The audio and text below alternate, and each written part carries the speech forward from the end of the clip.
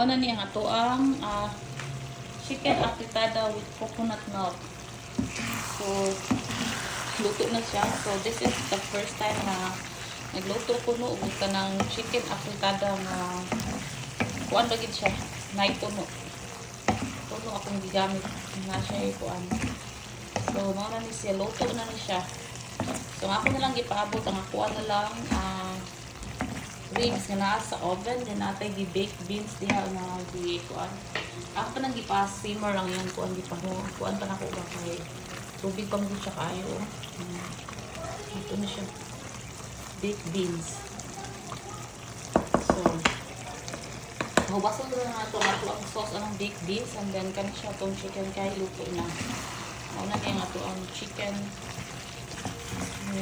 afritada with coconut milk. So, mauna na siya. Luto na siya. So, mura na siya kuan. First time, hopefully, nga lamig siya para sa kong mga igsoon. Para ilang manggun. So, hopefully, lamian sila. So, anyway, that's it for now. Kaya ako sa kung ano lang ako ang ribs.